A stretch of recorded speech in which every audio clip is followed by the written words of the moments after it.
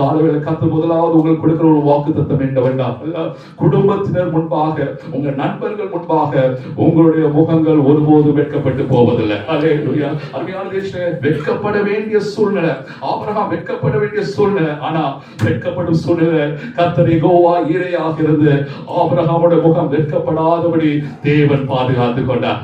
இன்னைக்கு முதலாவதாக தேவனுடைய சபைக்கு தேவன் பேசுவது, உன்னுடைய முகங்கள் உன் உற்றார் உறவினர் மத்தியில உன்னுடைய முகங்கள் ஒருபோது வெட்கப்பட்டு போவதில்லை. ஏனென்றால் நம் ஆராதிக்கும் தேவன் நம்மோடு கூடவே இருக்கிறார். அல்லேலூயா.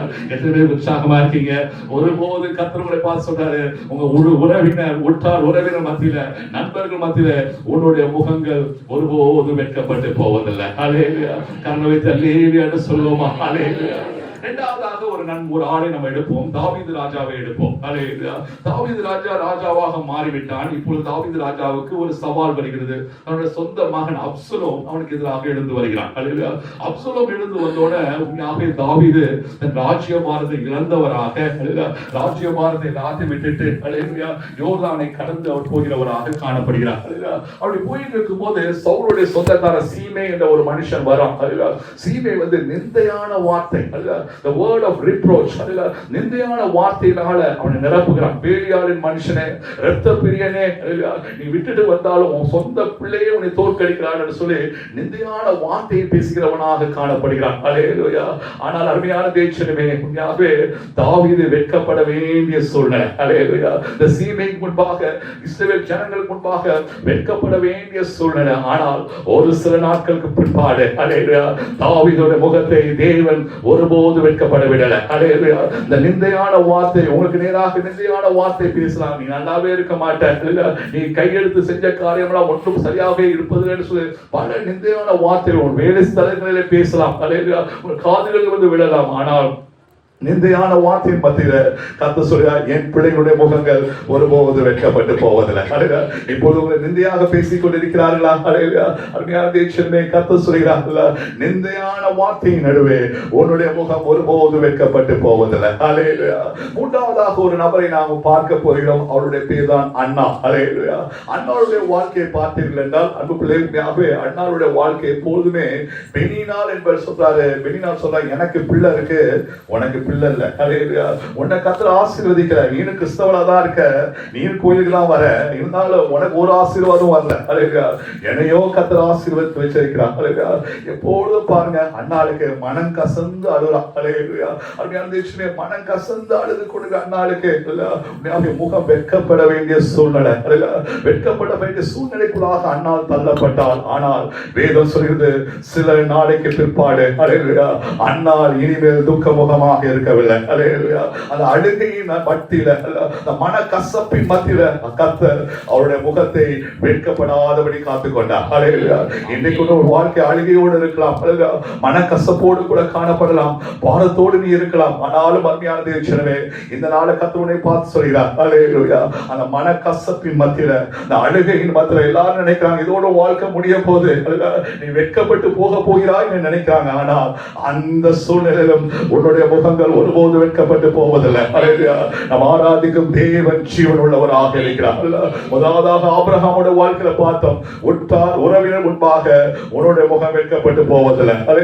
தாவீதுடைய வாழ்க்கையில பார்த்தோம், நிந்தையின் வார்த்தையின் மத்தியில உன்னுடைய முகங்கள் வெட்கப்பட்டு போவதில்லை. அண்ணாளுடைய வாழ்க்கையில பார்த்தோம், மனக்கசப்பு அழுகையின் மத்தியிலும் உன்னுடைய வாழ்க்கை உன்னுடைய முகம் வெட்கப்பட்டு போவதில்லை. அல்லேலூயா. பிரசங்கத்தோட வர பிள்ளைங்க கரங்களை வைத்து அல்லேலூயா என்று சொல்லுவோமா? அல்லேலூயா. அல்லேலூயா. நான்காவதாக ஒரு நபரை நாம் பார்க்க போகிறோம். அருமையான தேவனே, அவருடைய பேர் எஸ்தர். அல்லேலூயா. எஸ்தர் வாழ்ந்த நாட்களிலே ராஜா ஒரு கட்டளை போட்டார். அல்லேலூயா.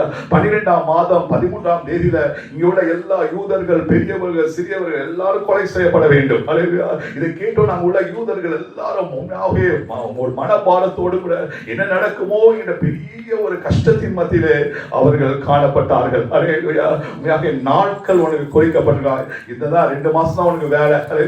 2 மாசம் தான் குடும்ப வாழ்க்கை, இது நாட்கள் உங்களுக்கு குறிக்கப்படலாம். அன்னைக்கு யூதருடைய வாழ்க்கையில எஸ்தருடைய நாட்கள் குறிக்கப்பட்டது.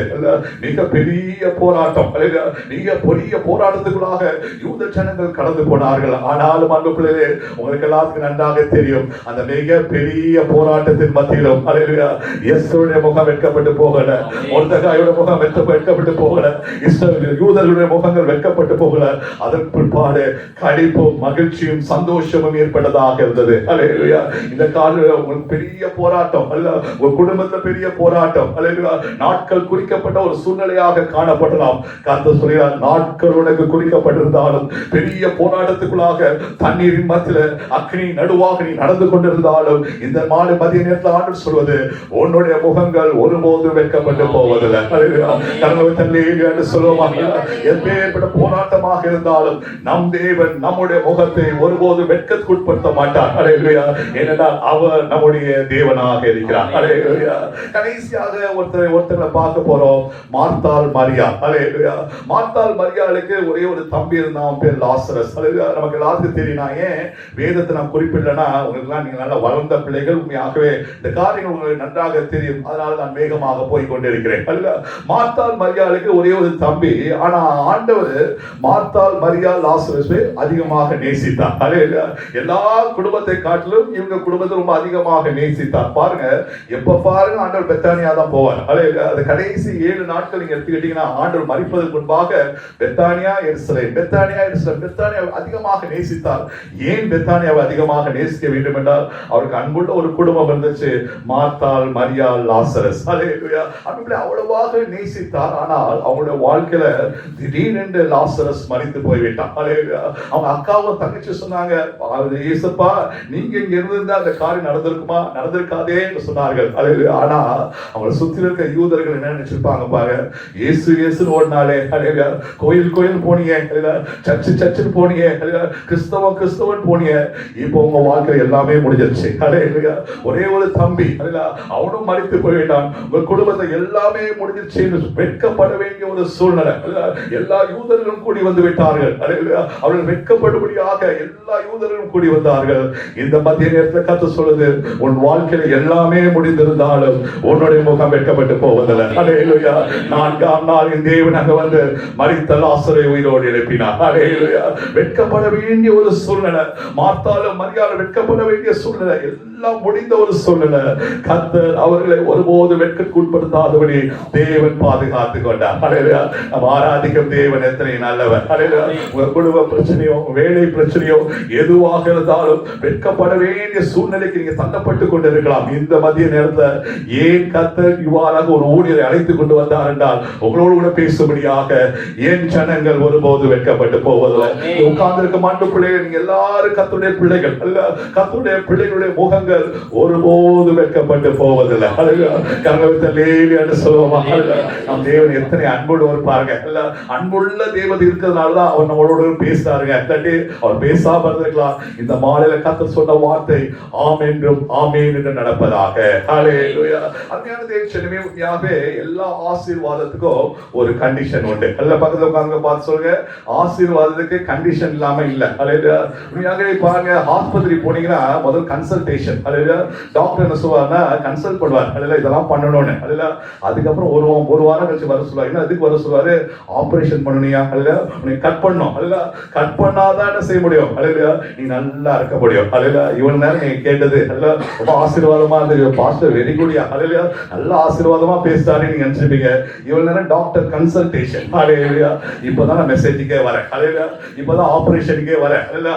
உண்மையாகவே இந்த மாலை வேளையில பாருங்க, கர்த்தருடைய வாக்குத்தத்தம் என்பது எல்லாருக்குமே பொருந்துங்க. ஹல்லேலூயா. கர்த்தருடைய வாக்குத்தத்தம் கிறிஸ்தவர்களுக்கு மாத்திரமல்ல, எல்லா மதத்தினருக்கும் பொருந்தும். ஹல்லேலூயா. ஆனால் உண்மையாக யார் அந்த கர்த்தருடைய ஆசீர்வாதத்தை வாக்குத்தத்தத்தை பெற்றுக் கொள்வார்கள் என்றால், அங்க உண்மையாக ஒரு அழகான ஒரு வார்த்தை இருக்கு. அதே வசனத்துல என் ஜனங்கள். ஹல்லேலூயா. பக்கத்துல உட்கார்ந்து பார்த்து சொல்லுங்க, என் ஜனங்கள். ஹல்லேலூயா. அவருடைய ஜனங்களுக்கு மாத்திரம்தான், அவங்க ஜனங்களுடைய முகங்கள் மாத்திரம்தான் வெட்கப்பட்டு போகாது. ஹல்லேலூயா.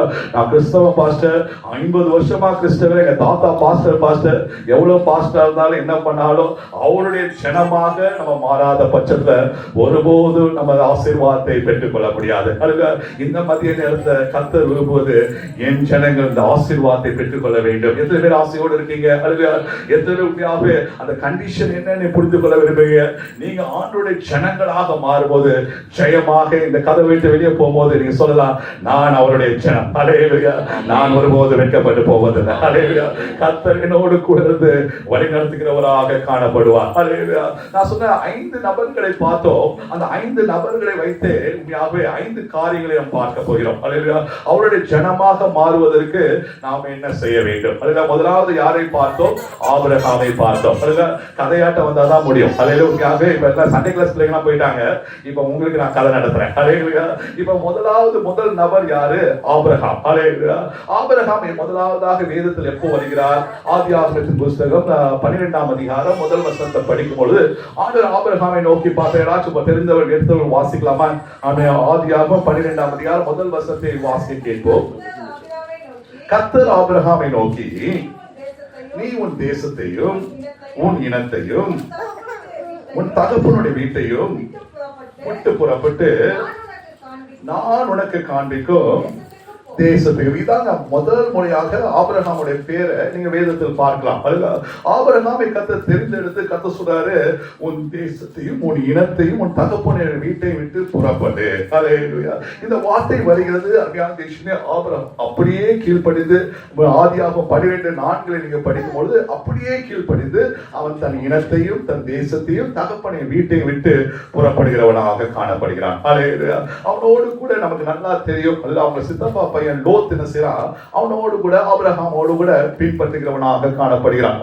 இப்ப ஆபிரகாமுடைய மனைவி, அவனுடைய எல்லா வேலைக்காரர்கள், ஆடு மாடு, அதோடு கூட லோத்து என்ன செய்கிறார்கள், அந்த இடத்தை விட்டு புறப்பட்டு வருகிறார்கள். அல்லேலூயா. அருமையான தேவனே, நீங்களும் நானும் கூட ஆபிரகாமை ரட்சித்தது போலவே கர்த்தர் நம்மளை ரட்சித்தார். உண்மை என்று சொல்ல முடியும். அல்ல, ஏதோ ஒரு இடத்துல வாழ்ந்து கொண்டிருந்தோம், அல்ல ஏதோ ஒரு குடும்பத்தை வாழ்ந்து கொண்டிருந்தோம். அப்படிப்பட்ட நம்மளை தேவன் பிடித்தெடுத்தார். அல்லேலூயா.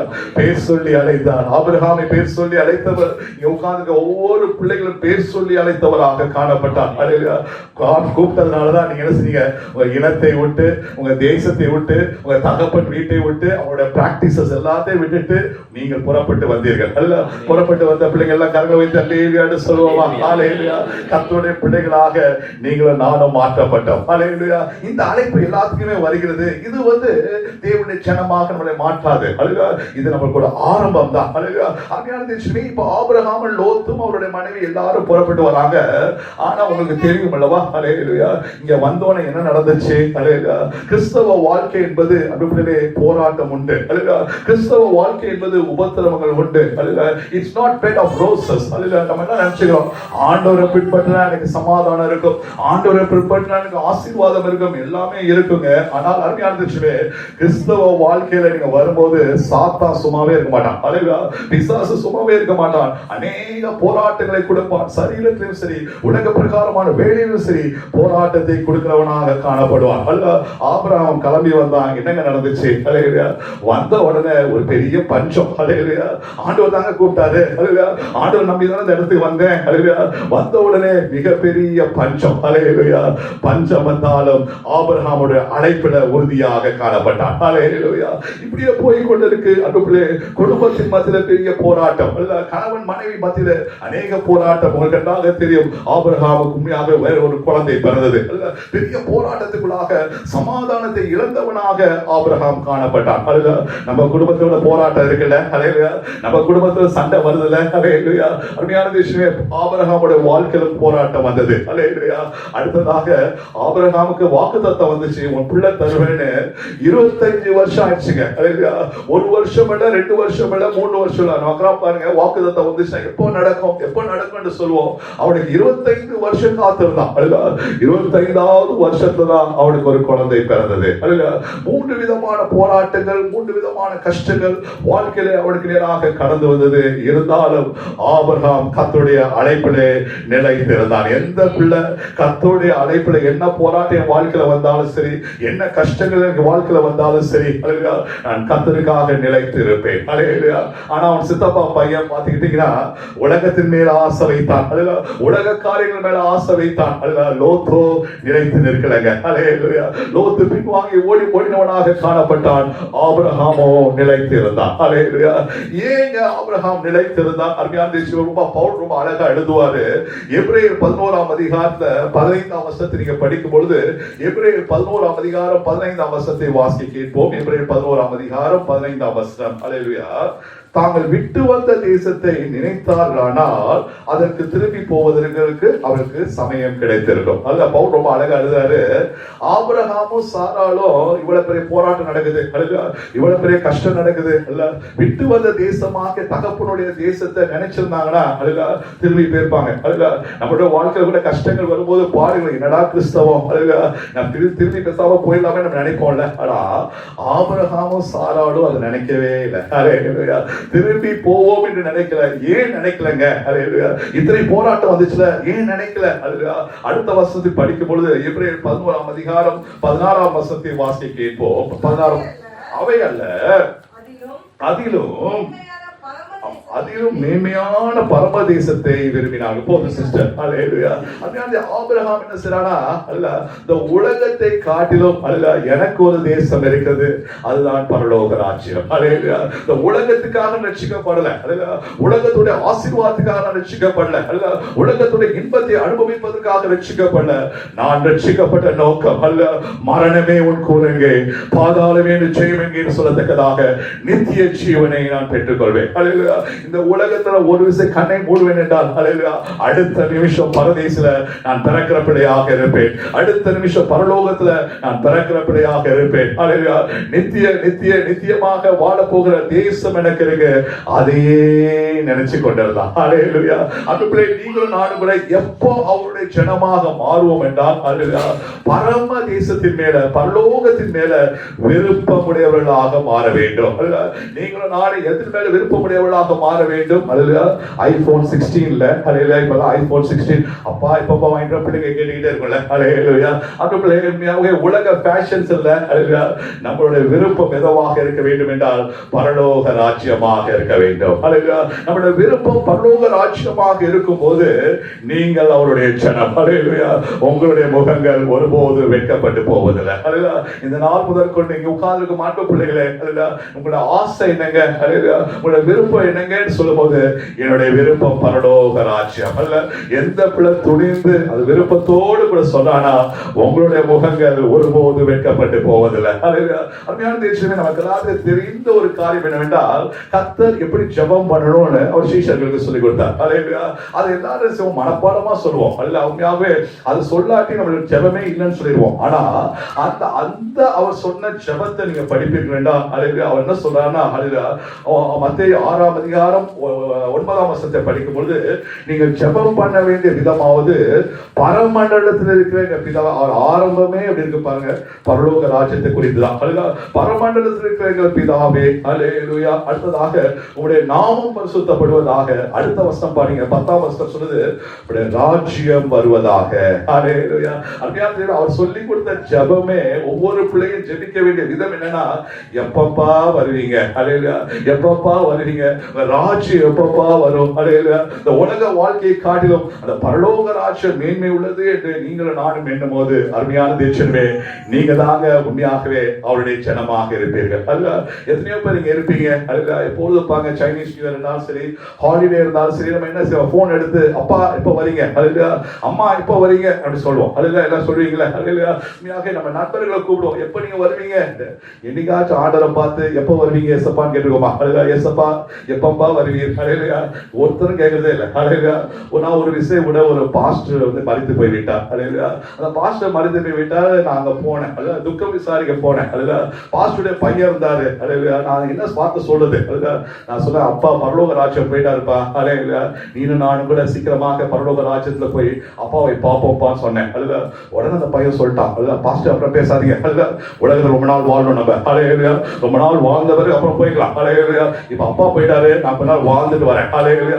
அருமையான தேவனே, நமக்கு பாருங்க என்னதான் இருந்தாலும் இந்த உலகத்தின் மேலதான் ஆசை. அல்லேலூயா.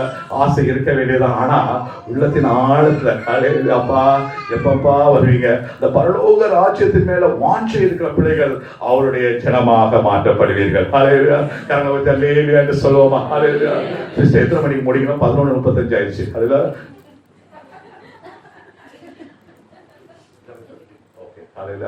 நான் வாட்ச் கட்டு வரல. நான் பாட்டு பேசிக்கிட்டே இருந்தா நீங்க பாட்டு நடந்து போயிட்டீங்கன்னா பேசவே எனக்கு வெக்கமாயிரும், என் முகம் வெக்கப்பட்டு போயிடும். தேவனமே நடத்துவாராக. முதலாவது பார்க்கும்போது பரலோக ராஜ்யத்தின் மீத நீங்களும் நானும் பிரியமுள்ளவர்களாக இருக்க வேண்டும்.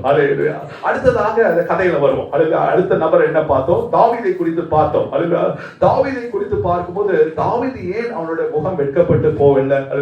அருமையான தேசம், நீங்க நினைக்கலாம் தாவீது ரொம்ப பரிசுத்தவான் குழந்தையா. அதனாலதான் தாவீது சொல்றாரு, இருக்கிற எல்லா ஜனத்தை காட்டிலும் என் இருதயத்துக்கு ஏற்ற ஜனம் சொல்றாரு, இருதயத்துக்கு ஏற்ற தாசன் சொல்றாரு, ரொம்ப பரிசுத்தம் உள்ளவன் நீங்க நினைச்சுக்கலாம். ஆனா அருமையான தேசமே, தாவீது செய்யாத பாவமே இல்லை. மிக பெரிய பாவியாக காணப்பட்டான். ஊரியாவை கொன்று ஊரியாவின் மனைவியை தன் மனைவியாக ஏற்றுக்கொண்டான். அவ்வளவு பெரிய பாவத்தை தாவீது செய்தவனாக காணப்பட்டான். ஆனாலும் அவனுக்குள்ள ஒரு உண்மையான ஒரு குணம் இருந்துச்சுங்க. எப்போது திருந்துவதை அவன் ஏற்றுக்கொண்டான். என்ன தப்பு பண்ணாலும் திருந்துவதை நான் ஏற்றுக்கொள்வேன். நாத்தான் என்ற தீர்க்கதரிசி போறான், போய் சொல்றான், ஒரு கதையாட்ட சொல்லிட்டு நீதான அந்த பாவி, நீதான அந்த குற்றம் செஞ்சுட்டேன்னு சொன்னோன்னு உடனே சொல்றான், நான் ஆண்டவருக்கு முன்பாக பாவம் செய்தேன், நான் ஆண்டவருக்கு முன்பாக பாவம் செய்தேன் என்று திருத்துதலுக்கு நேராக போகிறான். அதே ஏரோது ராஜா யோவான் ஸ்நானகன் நீ பண்ணது தப்புடான்னு சொல்லும் போது யோவான் ஸ்நானோட தலையை வெட்டிட்டான். இங்க உள்ள ராஜாக்கு நிறைய பேர் அப்படிதான் செய்வார்கள். அப்படியே நீங்களும் நானும் கூட பாவத்துல இருக்கும் போது, ஒரு காரியத்தை நாம் செய்து இருக்கும் போது திருந்துங்கன்னு சொல்லும்போது நமக்கு மன கஷ்டமா இருக்கும். நான் எப்படி திருந்துவேன், நான் பண்ணது சரிதானே, நம்ம சரி என்று சொல்லுவோம். ஆனாலும் அருமையான தேசமே, எந்த பிள்ளை திருத்துதலுக்கு தன்னை ஒப்பு கொடுக்கிறானோ அவன் கர்த்தருடைய கண்களுக்கு முன்பாக அவருடைய ஜனமாக இருப்பான். இன்னைக்கு ஆலயத்துக்கு வரும்போது எத்தனை பேர் ஞாபகம் இருதயத்துல யோசிச்சுட்டு வந்தீங்க, ஆண்டவரே என்னை திருத்துங்கப்பா, என்னை உருவாக்குங்கப்பா, வார்த்தை எனக்கு நேராக வரட்டும், இருபுறமும் கருக்குள்ள பட்டயமாக வசனம் எனக்கு நேராக வரட்டும், நான் போற வழியில நீ திருத்துங்க. எந்த பிள்ளை வந்துச்சோ அந்த பிள்ளை தான் ஆண்டவருடைய ஜனம். திருத்துதலுக்கு ஒப்பு கொடுக்கிற பிள்ளை தாங்க ஆண்டவர் பிரியமாக ஏற்றுக்கொள்கிறார். நீங்க வீட்டுல போய் படிச்சு பாருங்க, சங்கீதம் 51 எடுத்து பாருங்க. 51 இன்ட்ரோடக்ஷனே அவன் கொடுக்கிறான். நான் பாவத்தில் விழுந்த போது நான் எழுதின சங்கீதம். அருமையான தேசமே, அவனுக்கு தெரிஞ்சிருக்கும் இந்த சங்கீதத்தை எழுதுனா உலகமே குணத்தை அப்படி அறிஞ்சிருப்பானுங்களே, உலகம் முழுவதும் தெரிஞ்சிருக்கும் தாவீது எவ்வளவு மோசமானவன். ஆனா தாவீது சொன்னா அது முக்கியம் அல்ல, எல்லாரும் தெரிஞ்சா தெரிஞ்சிட்டு போறாங்க. ஆனால் நான் கர்த்தருக்கு முன்பாக திருந்த வேண்டும். இந்த மாலை மதிய நேரத்தில் மண்பு பிள்ளைங்க, எத்தனை பிள்ளைங்க திருத்துதலுக்கு நீங்க பிரியமுள்ளவர்களாக இருக்கிறீங்களோ அத்தனை பிள்ளைகளும் உண்மையாகவே தேவனுடைய ஜனமாக மாற்றப்படுவீர்கள். பேசுற என்னையும் சேர்த்துதான் சொல்றேன், கேட்கிற உங்களையும் சேர்த்துதான் சொல்றேன். பாவம் இல்லை என்று நம்ம சொல்வோம் என்றால் நம்ம மிகப்பெரிய பாவியாக இருப்போம். எல்லாரும் மாம்சத்துல இருக்கோம், எல்லாரும் ரத்தத்துல இருக்கோம். இந்த மாம்சத்துல ரத்தத்துல இருக்கும்போது எல்லா பிள்ளைகளும் பாவம் செய்கிறவர்களாக இருக்கோம். எல்லா பிள்ளைகளும் ஒரு வீக் பாயிண்ட் இருக்கும். உண்மையாவே உங்களை தனியா கூப்பிட்டு கேட்கும் போது என்னத்துலமா நீ வீக் பாயிண்டா இருக்கனா, நீங்க கட்டாயம் சொல்லுவீங்க, இதை நான் விழுந்து போயிட பாஸ்டர், இல்ல இந்த காரியத்தை என்னால மேற்கொள்ள முடியலன்னு. அன்பு பிள்ளைகளை, கர்த்தருடைய வசனம் வரும்போது திருத்துதலுக்கு எந்த பிள்ளை ஒப்பு கொடுக்கிறானோ அந்த பிள்ளை தேவனுடைய ஜனமாக மாறும். முதலாவதாக பரலோக ராஜ்யத்திற்கு பிரியமுள்ளவன் தேவனுடைய ஜனம். இரண்டாவதாக திருத்துதலுக்கு பிரியமுள்ளவன் தேவனுடைய ஜனமாக இருக்கிறான். நீங்க எத்தனை பேர் தாவீதை போல திருத்துதலுக்கு நீ ஒப்பு கொடுக்கிறப்பா? பாருங்க, ஸ்கூல்ல எந்த டீச்சருக்கு எந்த பிள்ளை ரொம்ப பிடிக்கும் பாருங்க. எல்லா பிள்ளையுமே நாட்டியா இருக்கும். டீச்சர் எல்லாத்துக்குமே இன்ஸ்ட்ரக்ஷன் கொடுப்பாங்க, இதை பண்ணாத சொல்லுவாங்க. எந்த பிள்ளை திருந்தி வருகிறானோ அந்த பிள்ளை தான் டீச்சர் ரொம்ப லவ் பண்ணுவாங்க. அந்த பிள்ளை தான் டீச்சர் ரொம்ப பிரிய காட்டுவார்கள். அதே போலதான் நம்ம இருக்கிற எல்லாருமே பாவம் செய்கிற பிள்ளைகள் தான். ஆனால் எந்த பிள்ளை திருத்துதலுக்கு ஒப்பு கொடுக்கிறானோ அந்த பிள்ளையை தேவன் அதிகமாக ஆசீர்வதிக்கிறவராக காணப்படுவார். ரெண்டு காரியங்களை பார்த்தோம். யார் ஆண்டவருடைய ஜனங்கள்? முதலாவதாக பரலோக ராஜ்யத்தின் மீது பிரியம் இருக்க வேண்டும். இரண்டாவதாக திருத்துதல் மேல பிரியம் இருக்கிற பிள்ளைகளாக இருக்க வேண்டும். அதுல நீங்க கதைக்குள்ளாக வருகிற மூன்றாவது நபருடைய பேர் யாரு? அதுல அண்ணா. சீக்கிரம் முடியாது. அதுல சொல்லாதீங்க. அதுல மூன்றாவது மூன்றாவது அவருடைய பேர் என்னவாக இருக்கிறது? அன்னாளாக இருக்கிறது. இல்ல அன்னாள் இப்படி ஆண்டவருக்கு அவருடைய ஜனமாக மாறினார். அந்த பிள்ளைகளை பாருங்க, பெனினாள் வரும்போதெல்லாம், ஆலயத்துக்கு வரும்போதெல்லாம் அவளை மோசமா பேசுறான். அவளை மனம் கசந்து பேசுறான். மனம் கசந்து பேசும்போது அவ என்ன செய்யறானா, எப்பொழுதுமே அழுது கொண்டே இருக்கிறான். அருமையான தேசம், நான் பார்த்த அந்த பெனினால ஆலயத்துக்கு வரும்போதே இப்படி பேசினானா, ஷாப்பிங் சென்டர் போனா இப்படி பேசியிருப்பான். ஷாப்பிங் சென்டர் போனா கண்டமானி திட்டிருப்பான். எங்கெல்லாம் போனா வேற விதமா திட்டிருப்பான். ஆலயத்துல கொஞ்சம் பக்தியா போன நம்மள மாதிரி. பக்தியா வரும்போதே அப்படி திட்டானா, மற்ற இடத்துல எப்படி திட்டிருப்பா பாருங்க. பெண்ணினால் அவ்வளவாக திட்டுகிறாள். ஆனால் அந்நாளுக்கு இருந்த ஒரு குணாதிசயத்தை பாத்தீங்கன்னா, திரும்பி திட்டவே இல்லைங்க, திரும்பி பேசவே இல்லைங்க. அவள் தெரிஞ்சதான் அழுது கொண்டு ஒரு மூலையில அழுது கொண்டு இருந்தாள். அந்த பிள்ளை நீங்களும் நானும் கூட சில நேரத்துல பிரச்சனைகள் முத்தி வரும்போது, மற்றவர்கள் நம்மளை மோசமாக பேசும்போது நம்முடைய வாய் சும்மா இருக்காது பாருங்க. ஒண்ணு கேட்டா நான் ரெண்டு கேட்கணும் பாஸ்டர். அது எப்படி நான் கேட்காம இருக்க முடியும்? ரெண்டு கேட்டாதான் எனக்கு தூக்கமே வரும் பாஸ்டர். அப்பதான் மதிய சாப்பாடே நான் சாப்பிட முடியும். அப்படி நம்ம கேட்காம இருக்கவே மாட்டோம். அது நம்ம ரத்தம் இருக்க மோசமான ரத்தம். கேட்டாதான் நம்ம திருப்தி ஆகும். இன்னைக்கு ஆலோசனை கேட்காத, நீ அமைதியாரு, தாழ்மையாரு, திருப்பி எதுவுமே பேசாத, பேசுறவன் பேசிக்கிட்டே போட்டோம். நான் உன் முகம் ஒருபோதும் வெட்கப்பட்டு போவதில்லை. அந்நாள் வந்து தேவனுடைய ஆலயத்தை அழுது கொண்டு இருந்தான். இப்ப வந்து அழுது கொண்டு இருக்கும் போது அந்த பாஸ்டராவது அவளுக்கு நல்லா புரிஞ்சுக்கலாம்ல. பாஸ்டர் நினைச்சிட்டாரு, இவன் நினைச்சிட்டா நல்ல டைகர் பேர் குடிச்சிட்டு வந்தா போலக்கு, வைன் எல்லாம் நல்லா அடிச்சிட்டா போலக்கு, ரொம்ப எதிரா போலக்கு சொல்லி பாஸ்டரும் தப்பா பேசிட்டாரு. இவன் பாஸ்டர்னால என்ன சொல்லிருக்கலாம், இல்ல வெள்ளையும் சொல்லியுமா இருக்க, பேயாட்டமாயா பேசுற, நீங்க கேட்டுருப்பீங்க. நான் வந்து உங்கள்கிட்ட சொன்னா நீங்க சும்மா இருப்பீங்களா? வெள்ளையும் சொல்லியமா போட்டுக்கிட்டு பேசுற பேச்சு எப்படியா இருக்குன்னு சொல்லி இனி நீங்க திட்டிருப்பீங்க. ஆனால் அவரை பார்த்து சொல்றாரு, அந்த பாஸ்டர் பார்த்து சொல்றாரு, என் ஆண்டவனே, என்னை தப்பா நினைச்சுக்காதீங்க, மனக்லேசமுள்ள Sri, I'm a lady filled with sorrow, மனக்லேசமுள்ள ஸ்திரீயாக இருக்கிறேன். இந்த மதிய நேரத்தில் ஆண்டவர் வரும்போது எப்பொழுது நீங்கள் அவருடைய ஜனமாக மாற முடியும் என்றால் வாக்குவாதம் பண்ணாதீர்கள், திரும்பி பேசாதீர்கள், தாழ்மையோடு கூட அமைதலாயிருங்கள். நீங்க கஷ்டமானது பேசுற எல்லாம் ஈஸியா பேசலாம், ஆனா நமக்கு வந்தாதாயா தெரியும். நீங்க சொல்லுவீங்க, யோ உனக்கு வந்தாதாயா தெரியும். இந்த நாள்ல மூன்றாம் பாயிண்ட் என்ன, தாழ்மையும் அமைதலும் பிரியமுள்ளவர்கள் தேவனுடைய ஜனமாக மாற்றப்படுவார்கள். ஒப்புக்கொண்டு ஆண்டவரே, நான் தாழ்மையாக அமைதலாக இருப்பேன்.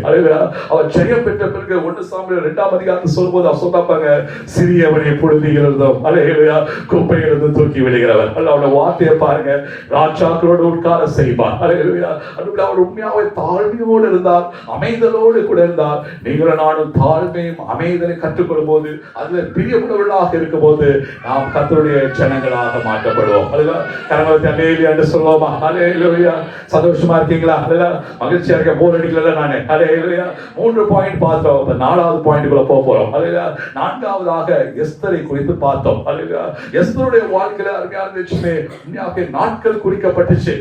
போராட்டம் உச்சக்கடத்துல இருக்கு. போராட்டம் உச்சக்கடத்துல இருக்கும்போது எஸ்தருடைய முகங்கள் வெட்கப்பட்டு போவதில்லை. இன்றைக்கும் நம்மளுடைய போராட்டங்கள் உச்சக்கடத்துல இருக்கலாம், வெளியில சொல்ல முடியாத சூழ்நிலையில உட்கார்ந்து கொண்டு இருக்கலாம். அன்புகளே, எஸ்தருக்குள்ளாக இருந்த ஒரு குணாதிசயம், ஒரு அருமையான குணாதிசயம்ங்க. மொர்தெகாய் அவளை பார்த்து சொல்றாரு, இல்ல ஏய் நீ ராஜாத்தி தானே, you are a queen, நீ ராஜாத்தியாக இருக்கிறார். ராஜாத்தி ஒரு வார்த்தை சொன்னா ராஜா கேட்பாரு. நீ ராஜாத்தி அந்தஸ்தை தேவனோட கொடுத்திருக்கிறார். ஆதலால் நீ போய் ராஜாட்ட பேசு. நீ பேசாட்டி வேறு இடத்துல இருந்து இஸ்ரவேலுக்கு ரட்சிப்பு உண்டாகும். அவருடைய வார்த்தையை நீ நல்லா படிச்சீங்கன்னா, மொர்தெகாய் என்ன சொல்ல வர்றாருன்னா, உன்னோட பொசிஷன் என்ன, உன்னோட அந்தஸ்து என்ன, நீ எப்பேற்பட்ட பதவியில இருக்க, அந்த பதவியிலிருந்து நீ போய் பேசு என்று சொல்கிறார். ஆனா எஸ்தருக்குள்ள இருந்த குணாதிசயம் பாருங்க, என்னுடைய பதவியை நான் நம்புவதில்லை. நான் கர்த்தரையே சார்ந்திருப்பேன். என்னுடைய பதவியோ, என் அந்தஸ்தோ, என்னுடைய செல்வமோ, என் ஞானமோ என்னை கொண்டு ஜெயத்தை கொடுக்காது. நான் கர்த்தரையே சார்ந்திருப்பேன். நான் 3 நாள் நானும் என் தாதிமார்களோ உபவாசித்து ஜெபிப்போம். நீரும் யூதர்களும் அதே போல 3 நாள் ஜெபிங்க. கர்த்தரை சார்ந்து இருக்கும் பொழுது தேவன் நமக்கு ஜெயத்தை தருவார். அல்லேலூயா. அருமையான தேசமே, உங்களுடைய எக்ஸ்பீரியன்ஸ் அல்ல. அல்லேலூயா. நான் இந்த பிரச்சனையை பெருந்தமாக ஏற்கனவே கையாண்டிருக்கேன். எனக்கு நல்லா தெரியுது எப்படி நான் ரிசால்வ் பண்ணுறது, எனக்கு நன்றாக தெரியும். இன்னும் நம்ம ஒரு ஒருவேளை பேசிக்கொண்டே இருப்போம். நம்மளோட எபிலிட்டி மேலே நம்ம சார்ந்து கொண்டு இருப்போம். அல்லேலூயா. இந்த மதிய நேரத்துல கர்த்தர் சொல்றாரு, அல்லேலூயா, don't depend on your ability, hallelujah, depend on God's ability. அல்லேலூயா. கர்த்தரை சார்ந்திருங்க. அல்லேலூயா. கர்த்தரை சார்ந்திருந்த எஸ்தருக்கு தேவன் அரசாங்க சட்டத்திட்டங்களை மாற்றி போட்டார். அல்லேலூயா. உங்களுக்கு விரோதமாக, உங்களுக்கு உண்மையாக அரசாங்க சட்டத்திட்டங்கள் இருக்கலாம். இந்த மதிய நேரத்தில் ஆண்டவர் சொல்றாரு, எல்லா அரசாங்க சட்டத்திட்டையும் உனக்கு சாதமாக தேவன் மாற்றுவார். எப்பொழுதுதான் நீ கர்த்தரை சார்ந்து இருக்கும் போது. ஒரு பிள்ளை கர்த்தரை சார்ந்து இருப்பதில் பிரியம் இருக்கும் பொழுது கர்த்தருடைய ஜனமாக மாற்றப்படுவான். தாவீது ராஜாவுடைய வாழ்க்கையில் பாருங்க, இஸ்ரவேல் சமஸ்த இஸ்ரவேலுக்கு ராஜாவாக இருந்தார். என்ன சண்டை வந்தாலும் அல்லேலூயா, அவன் ஆண்டவர்கிட்ட கேட்பான், அந்த சண்டைக்கு நான் போலாமா, அல்லேலூயா, இந்த சண்டையில நான் ஜெயிப்பேனா என்று கேட்பான். கர்த்தரே சார்ந்திருந்தான். அல்லேலூயா. அன்பியானவர்களே, நான்காவதாக நீங்களோட கர்த்தரை சார்ந்து இருக்கும் போது அவருடைய ஜனமாக மாற்றப்படுவீர்கள். அல்லேலூயா. கரங்களை வைத்து அல்லேலூயா என்று சொல்வோமா? அல்லேலூயா. எத்தனை பேர் நீங்க கர்த்தருடைய ஜனமாக மாற போறீங்க? அல்லேலூயா. கர்த்தருடைய ஜனமாக மாறும்போது இந்த டோரை விட்டு வெளியே போகும்போது நீங்க தைரியமாக போகலாம். என்னுடைய முகங்கள் ஒருபோது வெட்கப்பட்டு போவதில்லை.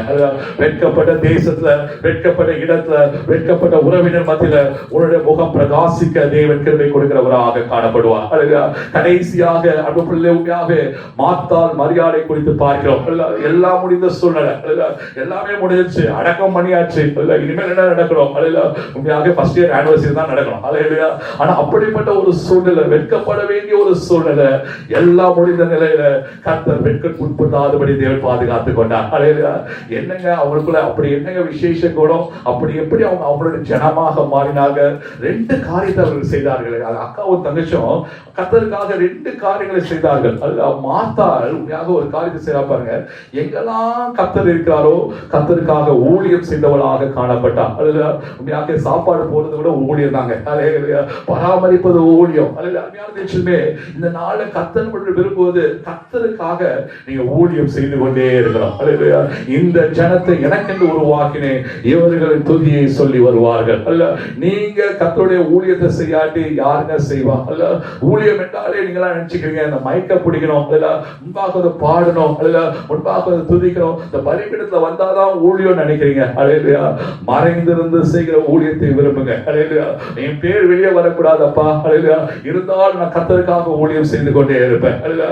ஆலயத்துக்கு வரும்போது ஒரு ரெண்டு ஆத்துமாக்களை கூட்டிக் கொண்டு வாங்க. அல்லேலூயா. வெளியில போய் ஆண்டோடைய காரியங்களை சாட்சியாக அறிவிங்க. அன்பு பிள்ளைகளை, உண்மையாவே அழிந்து போகிற ஆத்துமாக்களை கொண்டு வருவதாங்க மிகப்பெரிய ஊழியமாக இருக்கிறது. அல்லேலூயா.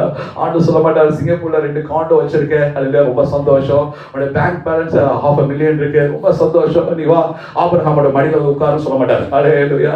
ஆண்டு சொல்ல எத்தனை ஆத்துமாக்களை ரட்சித்த. அல்லேலூயா. கர்த்தருக்காக நீ என்ன பண்ண? அல்லேலூயா. அதுதான் முக்கியமாக இருக்கிறது. கர்த்தருடைய ஊழியத்துல பிரியம் கொள்கிறவர்கள் அவருடைய ஜனங்களாக மாறுவார்கள். அல்லேலூயா. அதே நேரத்துல நீங்க மரியாதை பாத்தீங்கன்னா அவளுக்கு என்ன பிரியம்னா ஆண்டுடைய வார்த்தை. அல்லேலூயா.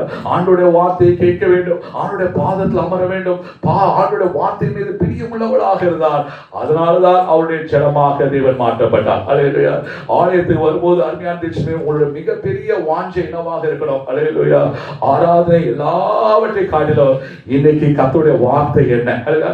சனிக்கிழமை உங்களுக்கு தூக்கம் விடக்கூடாது. அல்லேலூயா. தூக்கம் வரக்கூடாது. ஆண்டுடைய வார்த்தையை நான் கேட்கணும், ஆண்டுடைய வார்த்தையை கேட்க வேண்டும். அப்பேற்பட்ட தாகத்தோடு கூட நீங்களும் நான் வரும்போது நாம் தான் அவருடைய ஜனங்களாக மாற்றப்படுவோம். அல்லேலூயா. அருமையான தேசமே, என்னோட செய்தியை நான் இதோடு கூட முடிக்க ஆசிக்கிறேன். அல்லேலூயா. என் ஜனங்கள் ஒருபோது வெட்கப்பட்டு போவதில்லை. அல்லேலூயா. எதற்காக கர்த்தர் இந்த வார்த்தையை தந்தார் என்று தெரியவில்லை. எப்பேற்பட்ட சூழ்நிலையில் கடந்து போனாலும் சரி, அல்லேலூயா, இந்த மதிய நேரத்தில் கர்த்தர் உங்களுக்கு கொடுக்கிற வாக்குத்தத்தம், என் ஜனங்கள் ஒருபோது வெட்கப்பட்டு போவதில்லை. என் ஜனங்கள் என்றால் நீங்கள் தெரிந்து கொண்டீர்கள், அவருடைய ஜனங்கள் என்றாக மாறுவதற்காக 5 காரியங்களை கற்றுக்கொண்டோம். பரலோக ராஜ்யத்தின் மீது பிரியமுள்ள பிள்ளைகளாக இருக்க வேண்டும். அல்லேலூயா. திருத்துதலுக்கு ஒப்பு கொடுக்கிற பிள்ளைகளாக காணப்பட வேண்டும். அமைதலும் தாழ்மைக்கும் ஒப்பு கொடுக்கிற பிள்ளைகளாக இருக்க வேண்டும். கர்த்தரை சார்ந்து இருக்கிற பிள்ளைகளாக இருக்க வேண்டும். கர்த்தருடைய ஊழியத்திலும் கர்த்தருடைய வார்த்தையிலும் பிரியமுள்ள பிள்ளைகளாக இருக்கும்போது நீங்களும் நானும் அவருடைய ஜனங்களாக மாற்றப்படும். கை கொண்டு பாருங்களேன். அல்லேலூயா. அடுத்த முறை பாஸ்டர்களை கூப்பிட்டா நான் கேட்பேன், பாயிண்ட் உங்களுக்கு தெரியுதான்னு கேட்பேன். அல்லேலூயா. நீங்கள் அன்றைக்கு அவருடைய ஜனங்களாக இருப்பீர்கள். நீங்க சொல்லுவீங்க, பாஸ்டர் எங்களோட முகங்கள் ஒருபோது வெட்கப்பட்டு போகவே இல்லை. அல்லேலூயா. கர்த்தர் உங்களை ஆசீர்வதிப்பாராக. கர்த்தர் தாமே உங்களோடு கூட வழி நடத்துவாராக. இந்த வாய்ப்பை தந்த போதகர்களுக்கும் சபை பிள்ளை ஒவ்வொருவருக்கும் என் நன்றியை தெரிவித்துக்கிறேன். கர்த்தர் உங்களை அதிகமாக ஆசீர்வதிப்பாராக. ஆமென்.